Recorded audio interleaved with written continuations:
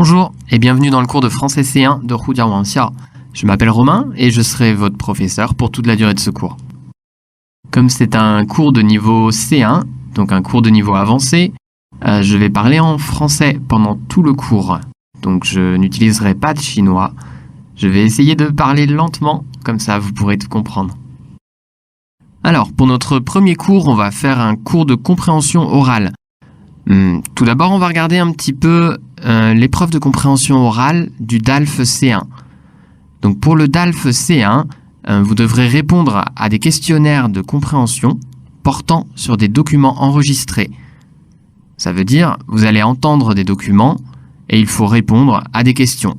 Donc c'est exactement comme les autres DELF, le DELF B1, le DELF B2, c'est la même chose en plus difficile. Tout d'abord, vous entendrez un document long.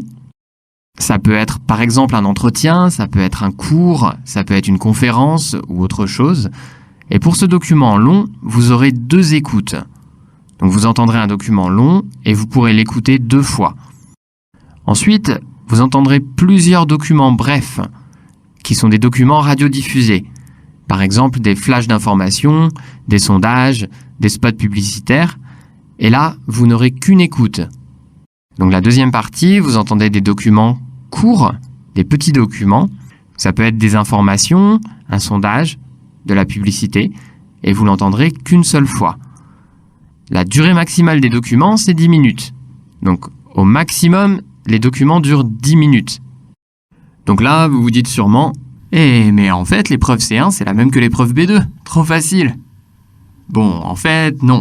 Les documents proposés vont être beaucoup plus difficiles que dans l'épreuve B2. L'épreuve C1, c'est déjà un très bon niveau de français. Donc les documents proposés sont vraiment difficiles. Par exemple, ce sont tous des documents authentiques. Authentique, ça veut dire vrai. Donc ce sont de vrais documents. Si vous entendez des informations, alors c'est vraiment des informations qui ont été prises sur une chaîne de télé française. Donc le journaliste parlera vite, il parlera avec des mots difficiles, un vocabulaire difficile, et ce ne sera pas facile à comprendre. Et les gens qu'il va interviewer parleront aussi vite, ils parleront comme des Français normalement. Parfois, ils auront peut-être des accents, par exemple l'accent du sud de la France comme ça. Ou alors parleront peut-être avec l'accent du Québec comme ça là. Pas facile à comprendre quand même. Ouais, donc ce genre d'accent c'est très difficile à comprendre. J'espère que vous en aurez pas, mais on sait jamais.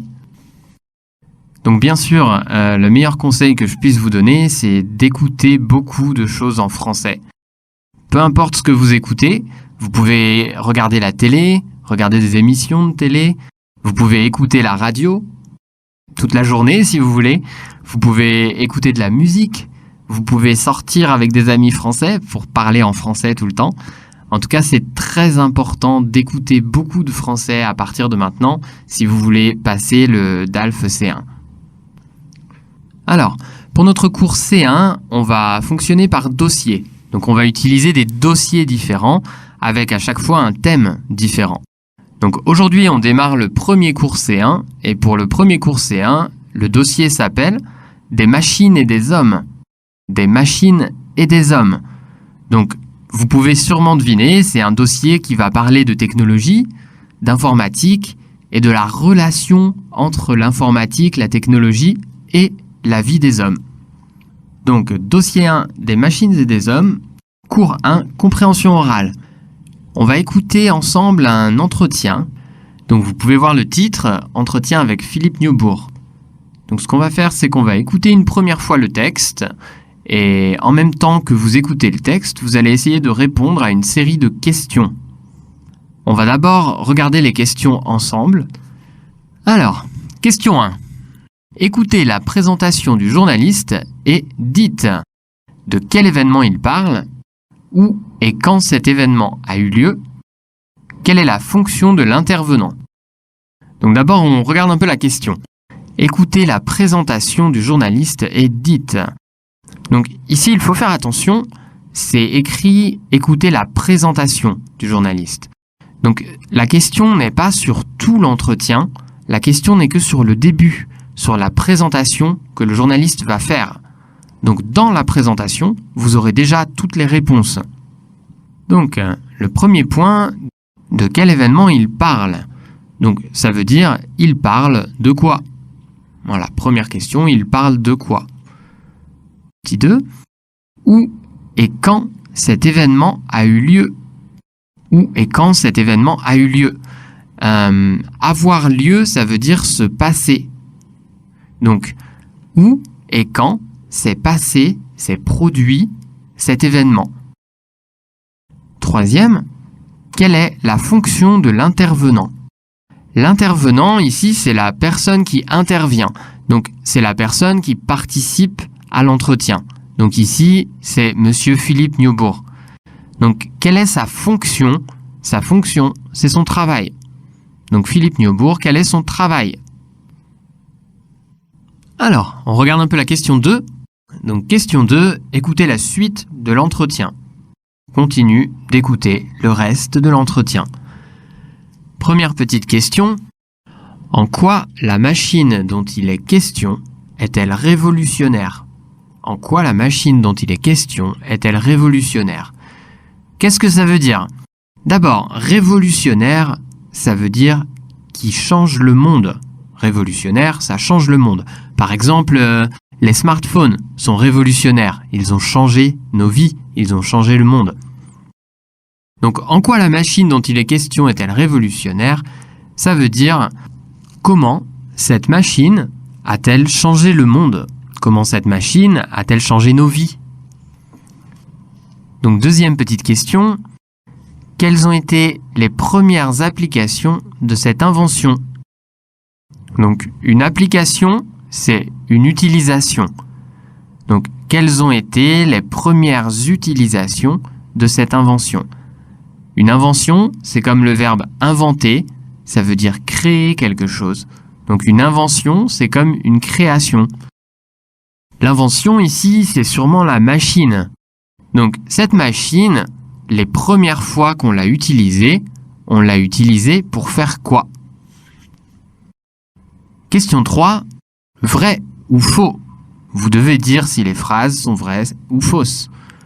Première phrase. Les ordinateurs étaient réservés à un public restreint. Ça veut dire les ordinateurs, avant, étaient pour très peu de gens. Un public restreint, très peu de gens. Question 2. Un adolescent américain a failli provoquer une guerre mondiale. Un adolescent américain a presque démarré une guerre mondiale. Donc à cause d'un adolescent, il y a une guerre mondiale qui a presque démarré. Troisième, le transfert d'un message de 300 mots nécessitait 24 heures. Ça veut dire il fallait 24 heures pour envoyer un message de 300 mots. Voilà, donc pour la première écoute, votre objectif, votre but, c'est de répondre à ces 3 grosses questions. Donc je vous laisse écouter. Bon courage!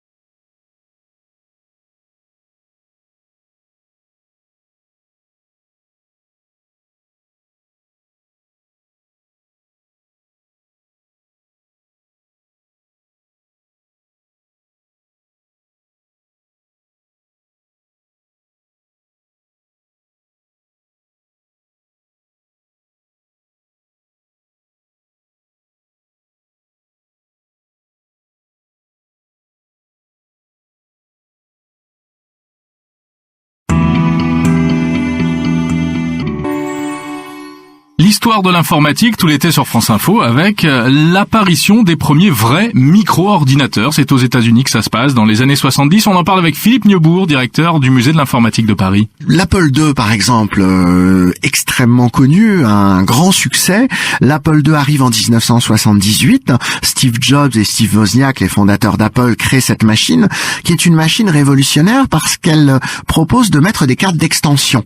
Une machine à l'époque est habituellement fermée et là Apple décide de l'ouvrir à l'extérieur. On va retrouver des Apple II transformés en caisses enregistreuses ou dans des laveries pour piloter des machines à laver. Les informaticiens vont être géniaux et vont développer des tas de cartes pour pouvoir s'insérer à l'intérieur de l'Apple II. Il faut savoir qu'à l'époque l'ordinateur, il n'est pas du tout destiné au grand public. Les geeks de l'époque, on les appelle pas encore comme ça, se passionnent pour des ordinateurs qui ont des capacités qui quasiment tous les mois évoluent. On n'allume pas son ordinateur comme aujourd'hui pour aller sur Internet ou exécuter un programme. On l'allume pour développer. Il faut connaître un langage de programmation, le BASIC, le Pascal, le Fortran, etc. Alors l'Apple II, on vient d'en parler, puis il y a l'Altaïr. Alors l'Altaïr, qui est également une machine un petit peu mythique, on la retrouve par exemple dans le film Wargame, où un adolescent américain tente de prendre le contrôle des ordinateurs de la défense et manque de déclencher une guerre mondiale. Et donc c'est cet Altaïr qui est un petit peu le symbole de cette révolution de la naissance de l'informatique. Alors à cette époque, les ordinateurs commencent à communiquer. Oui, on utilise pour ça la ligne téléphonique, le téléphone normal et un petit outil intermédiaire qui s'appelle un modem. Modulateur-démodulateur permet de transformer l'information qui vient de l'ordinateur de manière numérique en une suite de sons qui va passer sur la ligne téléphonique. À l'époque, on transfère des informations à 300 baux. Si on fait une comparaison, à l'époque, télécharger une chanson MP3, il aurait fallu 24 heures de téléchargement pour une seule chanson. Merci Philippe Neubourg, directeur du musée de l'informatique de Paris.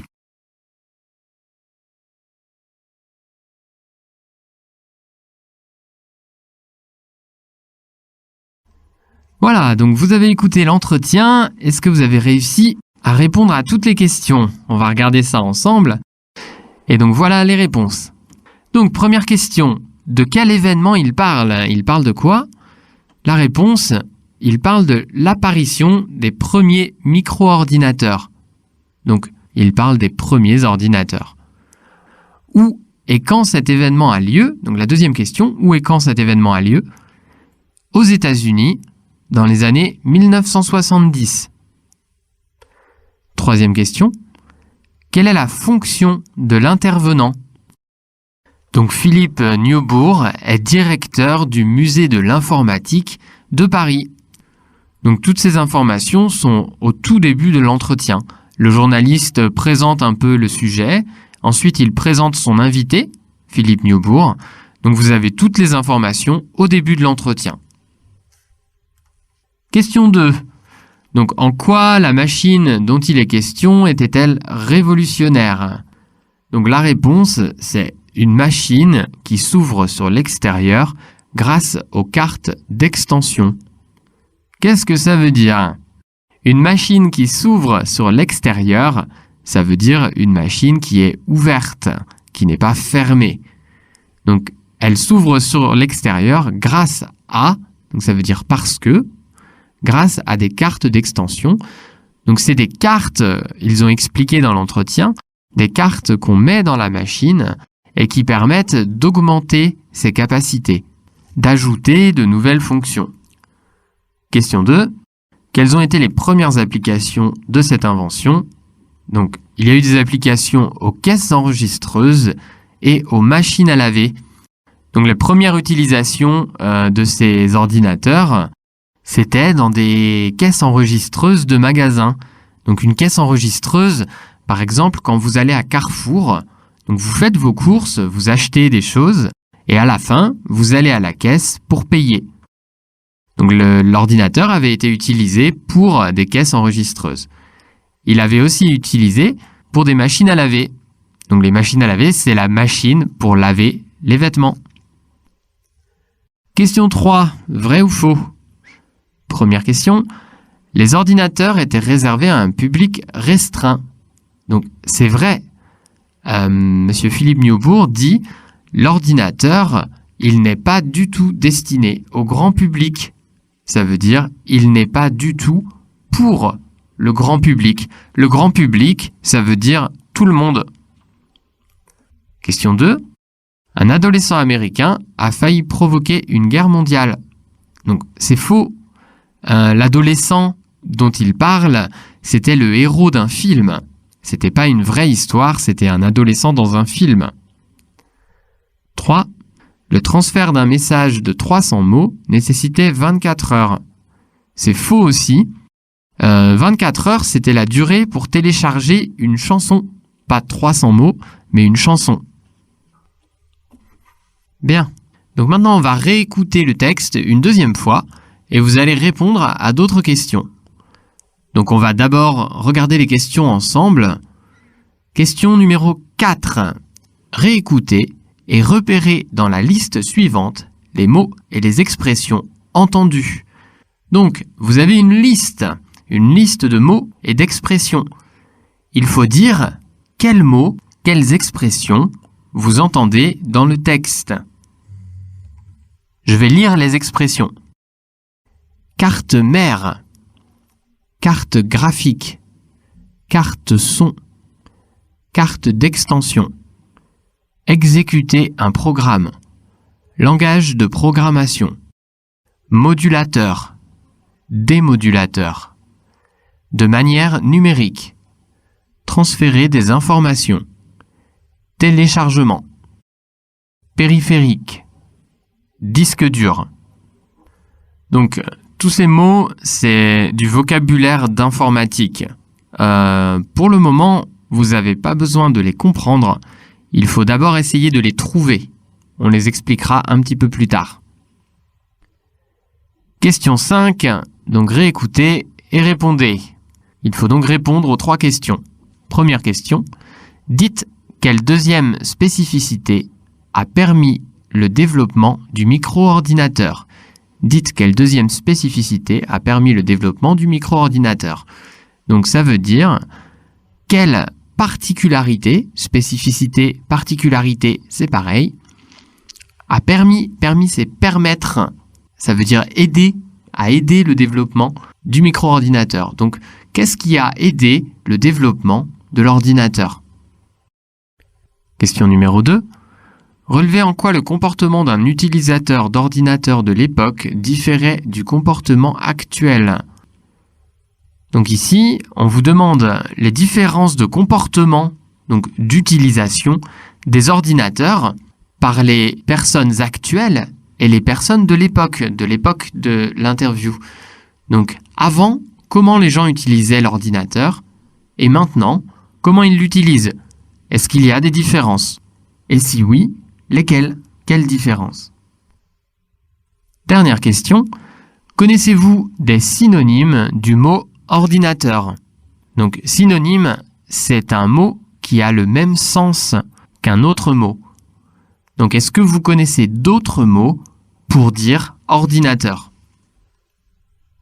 Voilà, donc on écoute l'entretien une deuxième fois.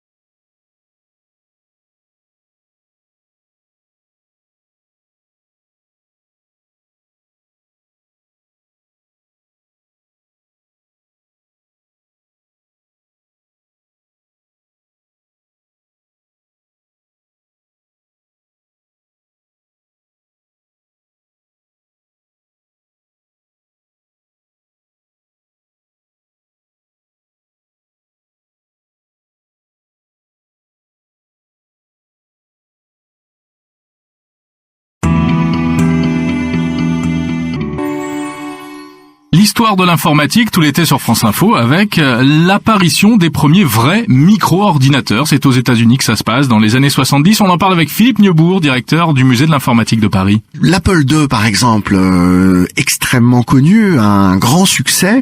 L'Apple II arrive en 1978. Steve Jobs et Steve Wozniak, les fondateurs d'Apple, créent cette machine, qui est une machine révolutionnaire parce qu'elle propose de mettre des cartes d'extension.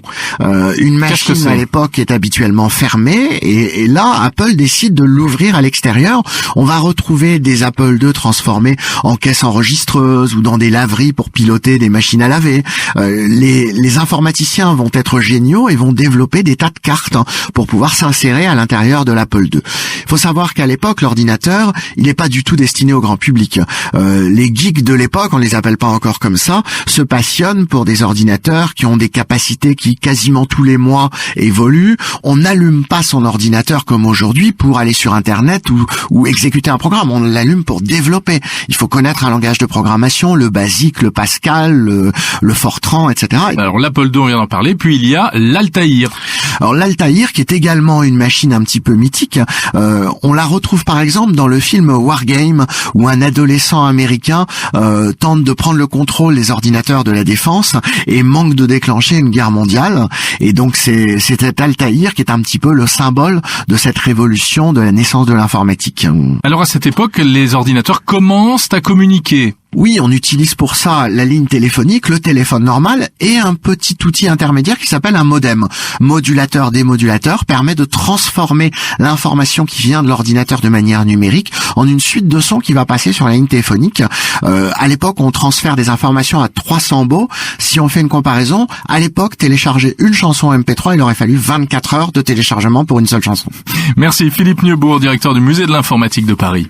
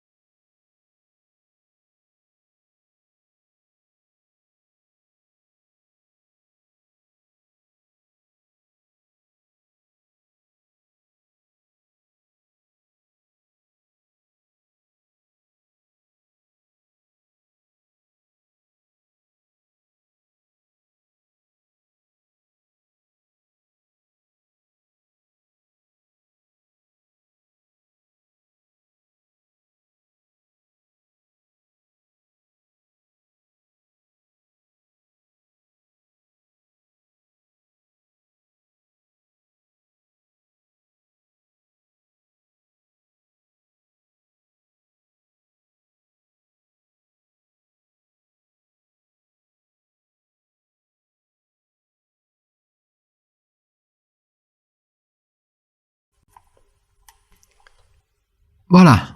Alors, j'espère que vous avez tout trouvé. On va regarder ensemble. Donc, voici les réponses.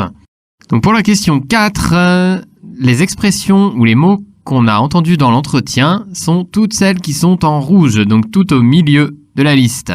Donc, on a entendu carte d'extension, on a entendu exécuter un programme, langage de programmation, modulateur, démodulateur, de manière numérique, transférer des informations et téléchargement. Question 5.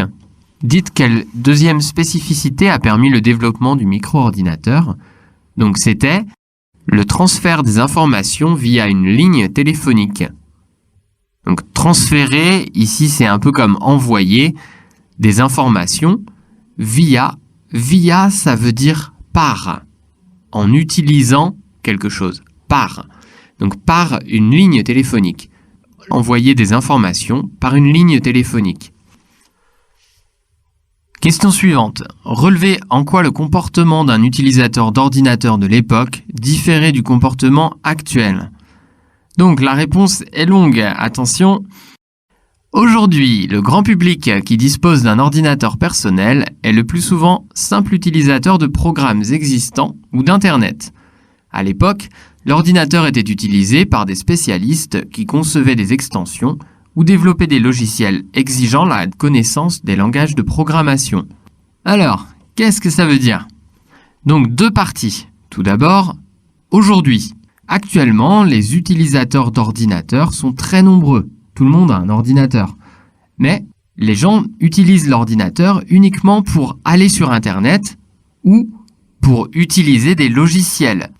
Un logiciel, c'est un programme, un software. Donc, les gens actuellement ont beaucoup d'ordinateurs, mais ne l'utilisent que pour aller sur Internet ou pour utiliser des logiciels. Par contre, avant, les gens qui avaient un ordinateur étaient très peu nombreux. Il y avait peu de personnes à avoir un ordinateur. Mais les personnes qui avaient des ordinateurs étaient des spécialistes. Donc ils connaissaient très bien l'informatique et ils créaient des logiciels. Ils ne faisaient pas que utiliser, mais ils créaient, ils inventaient des logiciels. Troisième question, connaissez-vous des synonymes du mot ordinateur ? Donc est-ce que vous connaissez d'autres mots qui veulent dire ordinateur ? Alors, en langage oral, on peut dire un ordi. Ordinateur, c'est un petit peu long comme mot et les Français sont très feignants, donc on dit un ordi. On peut aussi dire un PC ou un Mac. PC, ça vient de l'anglais Personal Computer, PC. Et Mac, c'est pour Macintosh, donc c'est la marque de Apple. On peut aussi dire un portable, ça veut dire on peut le porter. Portable, vous connaissez peut-être ça pour les téléphones, un téléphone portable. On peut aussi dire un ordinateur portable, mais comme les Français sont feignants, on n'a pas envie de dire un ordinateur portable, donc on ne dit que un portable. Il y a aussi le mot netbook, donc comme en anglais, netbook, c'est un tout petit ordinateur qui est très facile à transporter, mais qui n'est pas très puissant.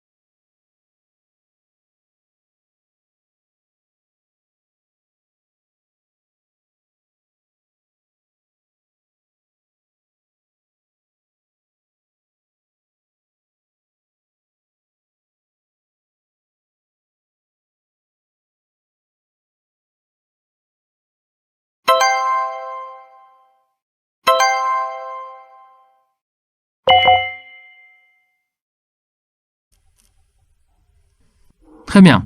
Maintenant, on va regarder ensemble la transcription de l'entretien. Donc, vous pouvez voir, c'est le texte de l'entretien. On va regarder ensemble tout l'entretien et on va expliquer les mots difficiles. Donc, je vais commencer par lire l'entretien. L'histoire de l'informatique, tout l'été sur France Info, avec l'apparition des premiers vrais micro-ordinateurs. C'est aux États-Unis que ça se passe, dans les années 70. On en parle avec Philippe Newbourg, directeur du Musée de l'informatique de Paris. L'Apple II, par exemple, extrêmement connu, a un grand succès.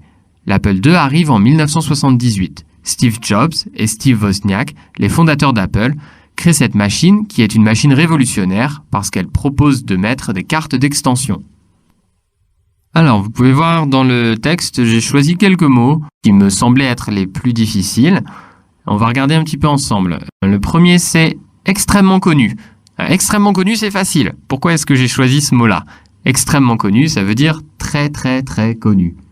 J'ai choisi ce mot parce qu'il est entre deux virgules. Vous pouvez voir, devant extrêmement, il y a une virgule. Derrière connu, il y a aussi une virgule.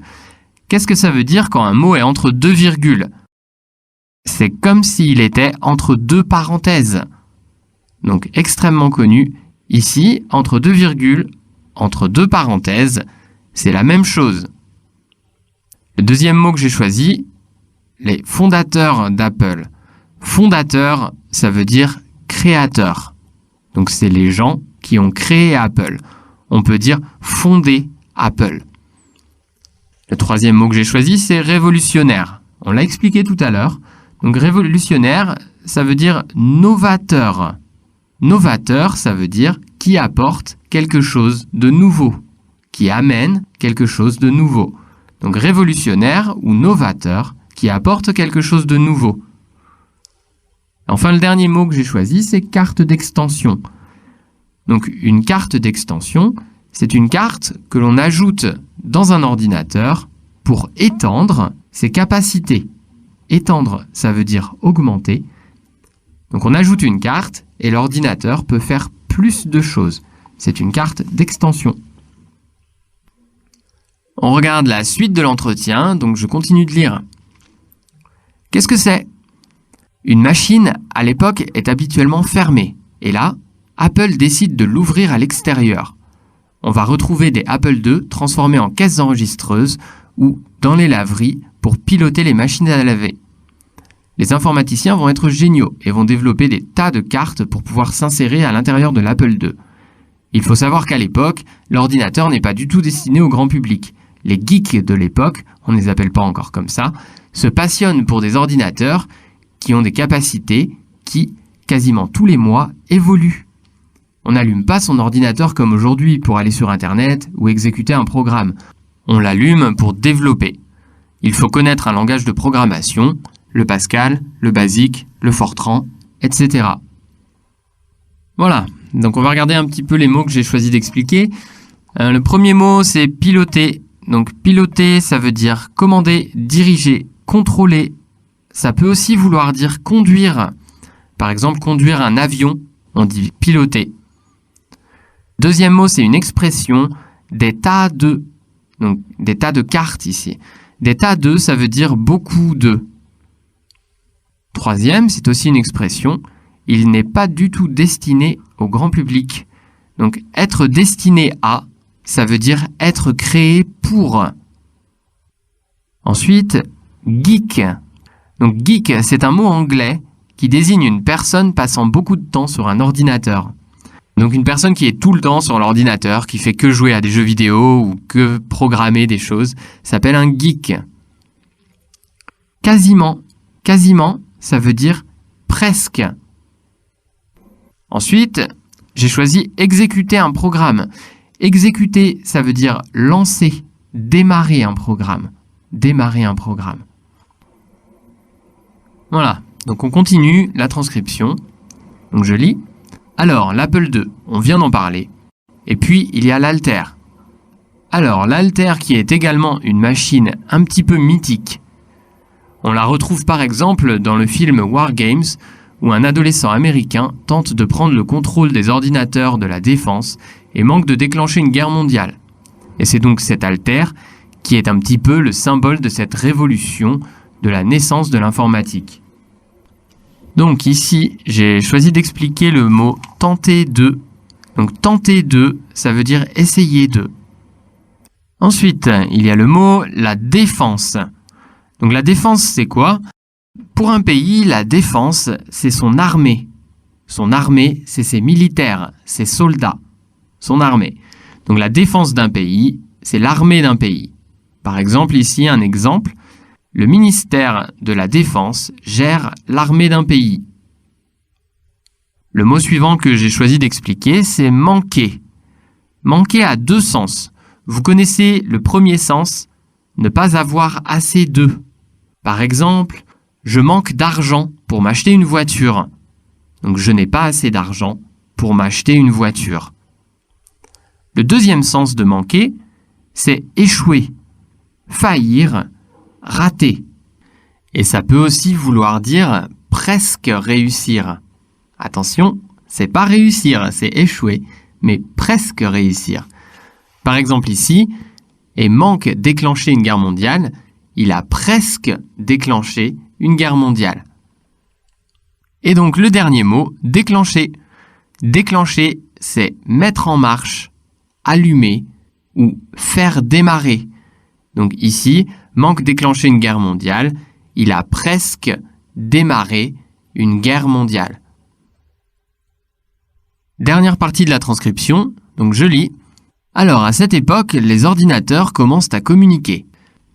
Oui, on utilise pour ça la ligne téléphonique, le téléphone normal et un petit outil intermédiaire qui s'appelle un modem, modulateur, démodulateur.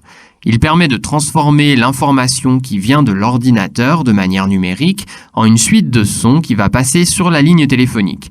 À l'époque, on transfère des informations à 300 mots. Si on fait une comparaison, à l'époque, télécharger une chanson MP3, il aurait fallu 24 heures de téléchargement pour une seule chanson. Merci Philippe Niaubourg, directeur du Musée de l'Informatique de Paris. Donc, ici, j'ai choisi d'expliquer 4 mots. Le premier mot, c'est intermédiaire. Intermédiaire, ça veut dire entre deux. Donc, entre deux choses. Par exemple, ici, ils disent, on utilise pour ça la ligne téléphonique, le téléphone normal et un petit outil intermédiaire. Donc, un petit outil entre les deux, entre le téléphone normal et la ligne téléphonique, qui s'appelle un modem. Et donc, le deuxième mot, un modem. Donc, modem, c'est deux mots qui ont été mis ensemble. Modulateur, M-O-D, modulateur, et démodulateur, D-E-M. Donc, modem. Donc, c'est un appareil, une petite machine qui permet de se connecter à Internet. Donc, maintenant, on n'utilise plus trop de modems parce qu'ils sont déjà dans les ordinateurs. Mais avant, il fallait acheter une machine, un modem, pour pouvoir aller sur Internet. Donc, l'expression suivante, c'est « de manière numérique ». Donc, je relis la phrase. Il permet de transformer l'information qui vient de l'ordinateur de manière numérique en une suite de sons qui va passer sur la ligne téléphonique.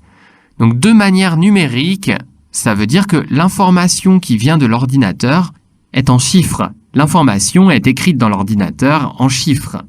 Vous savez, en informatique, le numérique, c'est une façon d'écrire des informations avec une suite de chiffres. On utilise des 1 et des 0. Pour finir, j'ai choisi d'expliquer « il aurait fallu ». Je pense que certains d'entre vous doivent comprendre, normalement. Donc, « il aurait fallu », c'est du conditionnel passé. Vous pouvez voir, « il aurait » est au conditionnel présent, « aurait ». « Fallu », c'est un participe passé de falloir. « Il aurait fallu », ça veut dire « il faut », mais au conditionnel passé. Donc ici, la phrase, à l'époque, télécharger une chanson MP3, il aurait fallu 24 heures de téléchargement. Ça veut dire, à l'époque, pour télécharger une chanson MP3, si c'était possible, il faut 24 heures.